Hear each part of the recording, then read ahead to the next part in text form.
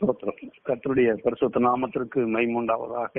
இந்த காலவேளையில தேவ பிள்ளைகளோடு கூட இணைந்து தேவனுடைய வார்த்தையை சிந்திப்பது மிகுந்த மகிழ்ச்சி.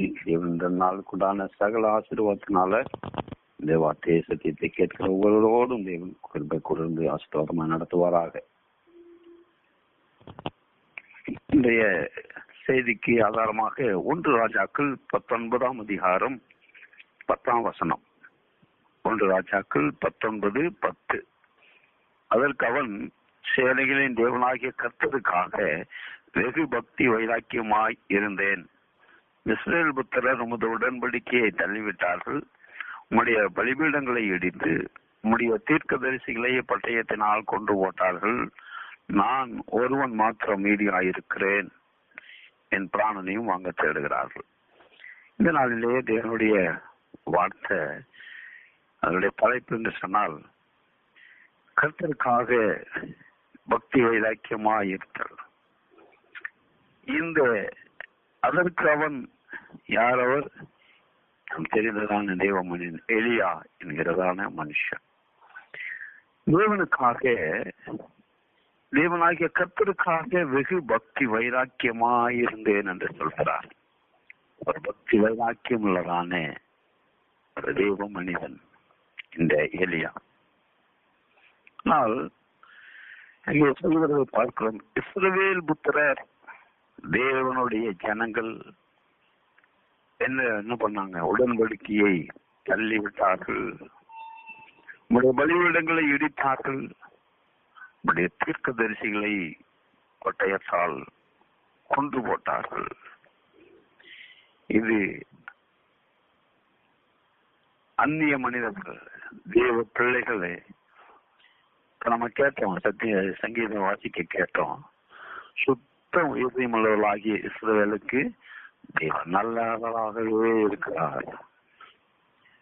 ஆனால் இங்கே இஸ்ரவேல் புத்திரர் ஒரு சிலர் தேவனுடைய வார்த்தையை அவர்கள் மீறினாலாக, தேவனுடைய கட்டளைகளை மீறினாலாக, அல்லது கை கொள்ளவர்களாக, கடைபிடிக்காதவர்களாக காணப்படுகிற ஒரு சூழ்நிலையில இந்த எலியா தேவனாகிய கர்த்தருக்காக வெகு பக்தி வைராக்கியமாயிருந்தேன் என்கிறார். ஆனால் மேலே இருக்கிற காரியங்கள் அதுதான் முக்கிய. இவருடைய பக்தி வைராக்கியத்தின் நிமித்தமாக இவர் யார் என்று நாம் பார்க்கும் பொழுது, இவர் ஒரு கீழையாத்து பட்டணத்தை சார்ந்தவர், கீழையாத்து ஊரை சார்ந்ததான ஒரு தேவ மனுஷன். இந்த மனுஷனுடைய வாழ்க்கையில ஒரு பக்தி வைராக்கியம் அவனுக்குள்ளாக இருந்தது. ஒரு பக்திக்கு வைராக்கியம் மிகுந்த ஒரு தெய்வ மனிதனாக காணப்பட்டார்.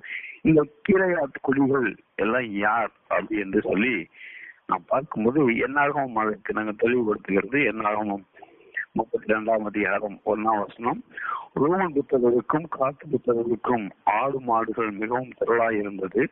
அவர் யாசேர் தேசத்தையும் கீலேயாத் தேசத்தையும் பார்த்தபோது அது ஆடு மாடுகளுக்கு தகுந்த இடம் என்று கண்டார்கள் என்று பார்க்கிறோம். அப்போ கீலேயாத் தேசத்தை சேர்ந்ததானே இந்த எலியா என்கிற மனுஷன் அதற்கு ஆடு மேய்க்கிறவர்களாக, ஆடு மாடு மேய்க்கிற ஒரு கூட்டத்தாராக இந்த எலியாவுடைய சந்ததியாக காணப்படுகிறார்கள். அப்படி ஆடு மேய்க்கிற ஒரு சந்ததியிலிருந்து ஆண்டவரை ஏற்றுக்கொண்டதான ஒரு தெய்வ மனுஷன் இந்த எலியா. இவர்களுடைய தன்மைகள் எப்படிப்பட்டதான இந்த கீழையாத் தேசத்தார் இவங்க, அதாவது எலியா காத்து வம்சத்தை சார்ந்தவராக இருக்கலாம் என்று சொல்கிறதை நான் அறிந்திருக்கிறேன். ஆனால் இவரை குறித்து ஒரு புத்தகம் குறித்த தொழிலாக இவங்களையும் நம்ம இடத்துல காணல. ஆனால் இந்த எலியா இந்த வாழ்ந்ததான அவருடைய சந்ததியினரை பார்க்கும் பொழுது இந்த என்னாகும் 32ஆம் அதிகாரம் 26ஆம் வசனம் சொல்கிறது, இந்த இஸ்ரேல் ஜனங்கள் எல்லாம் எகிப்திலிருந்து இஸ்ரேலுக்கு கானான் தேசத்திற்கு தேவன் அழைத்துக் கொண்டு செல்கிறார். அந்த சூழ்நிலையில் தான் இந்த தேசத்தார் என்ன செய்யறாங்க, இந்த கீழையாத்து குடிகள் 26 எங்கள் பிள்ளைகளும் எங்கள் மனைவிகளும் எங்கள் ஆடு மாடு முதலான எங்களுடைய எல்லா மிருக ஜீவனங்களோடும் இங்கே கீழையாத்தின் பட்டணங்களில் இருப்பார்கள் என்று சொல்றாங்க. என்ன சொல்ல வருகிறாங்க? கானான் தேசத்திற்குள் செல்ல வேண்டும். அடுத்து யோர்தானை கடந்து இவங்க போகணும். அந்த பக்கம் போனான் தான் கானான் தேசம். ஆனால் யோர்தானுக்கு முன்பாகவே இப்புறத்திலேயே அவர்களுக்கு ஆடு மாடுகள் மேய்வதற்கு நல்ல புல்வெளிகள் அந்த இடத்துல இருக்கு. எங்க கீழையாத்துல இவங்களுக்கு ஆண்டவர் சொன்னாருக்கா, பாலும் தேனும் ஓடுகிற கானான் தேசத்தை நோக்கி நீங்க போங்க, அதுதான் நம்முடைய தேசம் என்று தேவன் அவர்களுக்கு கட்டளையிட்டு அதை நோக்கித்தான் இந்த எல்லா ஜனங்களும் நடந்து கொண்டு சென்று கொண்டிருக்கிற சூழ்நிலையில இந்த காத்து இந்த சந்ததியினர் இவர்கள் தொழில ஆடு மாடுகள் மேய்க்கிறதாக வேதம் தெளிவுபடுத்துகிறது. அந்த ஆடு மாடு மேய்க்கிற ஒரு சந்தையிலிருந்து வந்தவன் ஒரு மனுஷன் தான் இந்த எலியா என்கிறதான மனுஷன். இன்னும் அந்த ஒரு வார்த்தை இன்னும் தெளிவுபடுத்துகிறது. அதே என்னாமம் 12ஆம் அதிகாரம் 29ஆவது வசனம், காத் புத்திரரும் ரூபன் புத்திரரும் அவரவர் கர்த்தருடைய சமூகத்தில் யுத்த சன்னதராய் உங்களோடு கூட யோர்தானை கடந்து போனால் அத்தேசம் உங்களுக்கு வசப்பட்ட பின்பு அவர்களுக்கு கீழே அத்தேசத்தை சுதந்திரமாக கொடுக்க கடவீர்கள். இன்னொரு காரியத்தை சொல்றாங்க,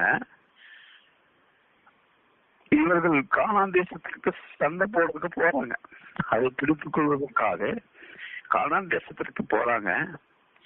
ஆனா போய் அந்த தேசம் பிடிக்கப்பட்ட பின்பு அது நம்ம அவசரமான முன்னாடி நாங்க மறுபடியும் அங்க இருக்க மாட்டோம். நாங்க எங்க வந்துருவோம்? இந்த கீழையா தேசத்திற்கு நாங்க மறுபடியும் வந்துருவோம். காரணம் அங்கதான் எங்கள் ஆடு மாடுகளுக்கு ஏற்ற இடமாய் காணப்படுகிறது. அதுக்கான சகோதரி இந்த வேத வார்த்தையை கேட்கிற தெய்வ பிள்ளையில தேவன் நமக்கு கொடுக்கப்பட்ட இடம் கானான் தேசம், பாலும் தேனும் ஓடுகிற தேசமாகிய அந்த கானான் தேசத்தை உனக்கு தருவேன் என்று வாக்கு கொடுத்து இஸ்ரேல் ஜனங்களை தேவ மனிதனாகிய மோசை கொண்டு தேவன் நடத்தி கொண்டு வருகிறார். ரோபன் புத்திரரும் இந்த காத் புத்திரரும் இவங்க இஸ்ரேல் தேசத்திற்குள்ளாக போகாதபடிக்கு ஆடு மாடுகளை மேய்க்கிறதான அதற்காக நல்ல இடங்களை பார்த்து அவர்கள் யோர்தானுக்கு முன்பாகவே அவர்கள் குடியிருக்கிறதை பார்க்கிறோம். அப்படி என்றால் அது ஒரு அந்நிய நாடு, அந்நிய ஒரு தேசம். அங்க இருந்தாலும் அப்படிப்பட்ட குடிகளிலிருந்து அந்நிய தேசத்திலிருந்து பிறந்ததான ஒரு மனுஷனாகிய இந்த எலியாதான் சொல்கிறார், நான் என் தேவனுக்காக கர்த்தருக்காக மிகுந்த பக்தி வைராக்கியமா இருந்தேன் என்று இங்கே அவர்கள் சொல்வதை பார்க்கிறோம். கர்த்தருக்கு மகிமை உண்டாகட்டும். இந்த நாட்களில நாம கூட நம் வாழ்ந்து கொண்டிருக்கிற இந்த பூமி கூட அப்படிப்பட்டதான ஒரு இடமாக, ஒரு சூழ்நிலை மிகுந்ததாக, தேவனுக்கு பிரியமான இடங்களாய் செயல்களாய் இந்த இடங்களில செய்யப்படுகிறதா என்றால் நம்ம இல்லை. தேவத்திலுக்கு விரோதமாய் செயல்படக்கூடியதான் நபர்களாக தேவனுடைய வார்த்தையை தைரியமாய் சொல்ல முடியாதபடிக்கு தடுக்கப்படுகிற அல்லது தடை செய்யப்படுகிற அல்லது மிகவும் சிரமப்படுத்துகிற பால்படுத்துகிற சிலவு மக்கள் தான் நீங்களும் நானும் வாழ்ந்து கொண்டிருக்கிறோம். ஆனாலும் அதே போல வாழ்ந்த ஒரு மனுஷன் எலியா தேவனுக்காக, நம்ம ஆண்டவராகிய கர்த்தருக்காக, தேவனுக்காக வெகு பக்தி வைராக்கியமாக இருந்தார் என்று இங்கே பார்க்கிறோம். மகிமுண்டாட்டு சகரியால 2ஆம் அதிகாரம் 7வது கூட நாம் இவ்வாறாக வாசிக்க முடியும். நல்ல ஒரு தேவ வார்த்தை, பாபிலோன் குமாரன் இடத்தில் குடியிருக்கிற சீயோனே உன்னை விடுவித்துக் கொள். பாபிலோன் அருவருப்பான ஒரு தேச நகரம். அந்த இடத்துல குடியிருக்கிற சீயோனே, தேவ பிள்ளைகளே உங்களை விடுவித்துக் கொள். அந்த அருவருப்புகள் இருந்தாலும் உன்னை விடுவித்துக் கொள் என்று சொல்கிறார். நாமும் கூட அப்படிப்பட்டதான காலங்களில வாழ்ந்து கொண்டிருந்தாலும் நம் தேவனுக்கு வேறுபடுத்தப்பட்ட ஒரு ஜனமாய் நாம் காணப்படுகிறோம். நமக்கு ஒரு தேவ பிள்ளைகளாகிய நமக்கு ஒரு நோக்கம் உண்டு, நமக்கு ஒரு வழி உண்டு. அது சத்திய வழியாக சத்திய வார்த்தை தேவன் நமக்காக கொடுத்திருக்கிறார். நமக்காக இந்த கிரீடம் வைக்கப்பட்டிருக்கிறது. அதை நோக்கி நாம் ஓட வேண்டியதாக காணப்படுகிறோம்.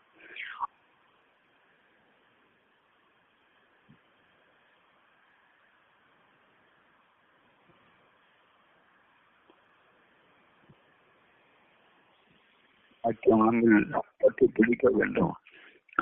தேவனுக்குள்ளாக வைராக்கியமாய் இருந்த பிள்ளைகள் ஆசீர்வதிக்கப்பட்ட பிள்ளைகளாக, மீண்டப்பட்ட பிள்ளைகளாக, உயர்த்தப்பட்ட பிள்ளைகளாய் காணப்படுகிறதை வேதத்தில் அநேக தேவ பிள்ளைகளை நாம் பார்க்க முடியும். தேவனுக்காக பக்தி வைராக்கியமாயிருந்த பிள்ளைகள் ஆண்டவராக முதல் பார்க்கலாம். தேவனுக்கென்று 100 வயதுல பிள்ளையை கொடுக்க வரலாம். தேவனுக்காக காத்திருந்தார்கள். தேவ மனிதர்கள் அநேகரை தேவத்திலிருந்து நாம் காண்பிக்க முடியும். இது யோபு கூட ஒரு வார்த்தை சொல்கிறார். 4ஆம் அதிகாரம் 3ஆவது வசனம், உம்முடைய தேவ பக்தி உம்முடைய உறுதியாயும் உம்முடைய வழிகளில் உத்தமமும் உம்முடைய நம்பிக்கையுமாய் இருக்க வேண்டியதல்லவோ. தேவ பக்தி உறுதியாக, அவருடைய வழிகளில் உத்தமமாக, அவரை நம்பிக்கையாய், அதற்குள் நம்பிக்கையாக இருக்க வேண்டியதல்லவோ என்று தேவனுக்குள்ளாய் வைராக்கியத்தோடு நின்றதான தேவ மனிதனாகிய யோபு சொல்கிறதை பார்க்கலாம். தேவ பக்தியுடையவர்களாக, தேவனுடைய சத்தியத்தில் உறுதியானவர்களாக, அவருடைய வழியை காட்டின வழியை, அவர் நமக்கு கொடுக்கின்ற ஜீவ வார்த்தைகளை, வேதாகமத்தை நாம் நம்பிக்கையோடு படித்து நாம் உத்தமமாய் வாழ வேண்டும் என்று தேவன் விரும்புகிறார். தேவன் அப்படியான ஆண்டவருக்குள்ளாய் ஒரு பக்தி வைராக்கியம் பாலத்தினான எளிதா ஆண்டவருக்குள்ளாக அநேக அடையாளங்களை செய்ய தேவன் அவரை எடுத்து பயன்படுத்தினார். வேறு பிரிக்கப்பட்ட வேறு தேசத்துல அவன் வாழ்ந்தாலும் ஒரு வேறு விதிக்கப்பட்ட வாழ்க்கை வாழ தேவன் அவனுக்கு கிருபை செய்தார். எனவே தேவன் அவனை ஆசீர்வதித்து மேன்மைப்படுத்தினார். அவருடைய வாழ்க்கையில் செய்த அற்புத அடையாளங்கள், அதிசயமான காரியங்கள், ஆச்சரியமானவைகளாய் காணப்பட்டதை நாம் அறிந்திருக்கிறோம். காரணம், அவர்களுக்காக தேவனுக்காக ஒரு பக்தி வைராக்கியம் உள்ளவராக அந்நிய தேசத்துல வாழ்ந்தாலும், அந்நிய ஜனங்கள குழுவிருந்தாலும், அவர் சொல்கிறதை நன்கு பார்த்து சொன்னா, அவர் சிலருக்கு உடன்படிக்கை தள்ளிவிட்டார்கள். தேவனுக்குள்ளாய் செய்த உடன்படிக்கை, இன்றைக்கு நம்ம அதை கம்பேர் பண்ண உடன்படிக்கை என்பது ஞானஸ்தானத்திற்கு அடையாளமாய் காணப்படுகிறது. அப்படிப்பட்ட ஞானஸ்தானம் எடுத்தவர்கள் ஒருவேளை இன்றைக்கு அதை நம்ம யோசிச்சு சொல்லும் பொழுது, அந்த ஞானஸ்தானத்தை கூட நம்ம என்ன பண்ணாலே அது அந்நியமாய் தள்ளி விடுகிற காரியம். பலிபீடங்களை இடிக்கிறது, தேவனை துதிக்கிற துதிகள் நம்முடைய வாழ்க்கையில மற்றும் போகிற ஒரு சூழ்நிலைகள். இன்னொன்று, தீர்க்கதரிசிகளை கொன்று போடுகிறார்கள். தேவனுடைய வார்த்தை, இந்த சத்திய வார்த்தையை ஒன்றுமில்லாமல் அழித்து போடுகிற இப்படிப்பட்ட ஜனங்கள், அழிக்கப்பட்ட ஜனங்களுடைய மத்தியில அவன் தெய்வ மனுஷனாகிய எலியா என்பவன் ஆண்டவருக்காக பக்தி வெகு பக்தி வைராக்கியமாயிருந்தேன் என்றால், வெகு பக்தி வைராக்கியமாயிருந்தேன் என்கிறார். இந்த சத்தியம் நமக்குள்ளாக ஒரு பக்தி வைராக்கியம், நாமும் எப்படிப்பட்ட சூழ்நிலை வாழ்ந்தாலும் அந்த பக்தி வைராக்கியம் நம்மை பிடித்துக் கொள்ள வேண்டும். எலியாவை போல நாம வைராக்கியம் உள்ளவர்களாக, ஆண்டவருக்குள்ளாய் வைராக்கியம் உள்ளவர்களாய் காணப்படும் போது தேவன் நம்மையும் உயர்த்த அவர் போதுமான தேவனாய் காணப்படுகிறார். இதை குறித்து சங்கீதம் வாராக சொல்கிறார். 69வது சங்கீதம் 9 சொல்கிறார், உங்களுடைய வீட்டை குறித்து உண்டான பக்தி வைராக்கியம் என்னை பற்றித்தது. அதெல்லாம் சோத்திரம். உங்களுடைய வீட்டை குறித்து உண்டான பக்தி வைராக்கியம் என்னை பற்றிக்கிறது என்று சொல்கிறார். தேவனுடைய ஆலயமாகி அவர்கள் வீடாகிய நம்முடைய இதயம், நம்முடைய அவயவங்கள் தேவனுக்கு அர்ப்பணிக்கப்பட்டவர்கள், தேவனோடு உடன்படிக்கை செய்யப்பட்ட பிள்ளைகள். சேர்க்கலாம்.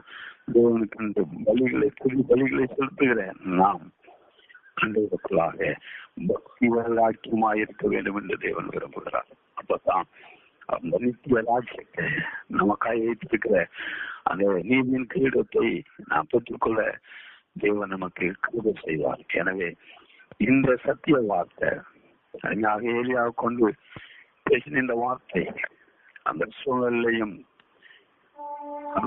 புறம்பாய் காணப்பட்டாலும் அந்த பக்தி வைராக்கியமாய் இருந்ததான எலியாவினுடைய வாழ்க்கையை நாமும் நினைத்து ஆண்டவனுக்குள்ளாக பக்தி வைராக்கியம் பாராட்டும் போது தேவன் நம்மையும் ஆசீர்வதித்து மேன்மைப்படுத்துகிற அந்த நித்திய ராஜ்யத்துக்கு அழிவில்லாத ராஜ்யத்திற்கு கொண்டு போய் சேர்க்க தேவன் நமக்கு போதுமானவராக இருக்கிறார். இந்த வார்த்தையின் மூலமாக நம் படிப்பு தேவனுக்குள்ளாக ஒரு பக்தி வைராக்கியத்தோடு காணப்பட தொடர்ந்து தேவன் நமக்கு செய்வாராக.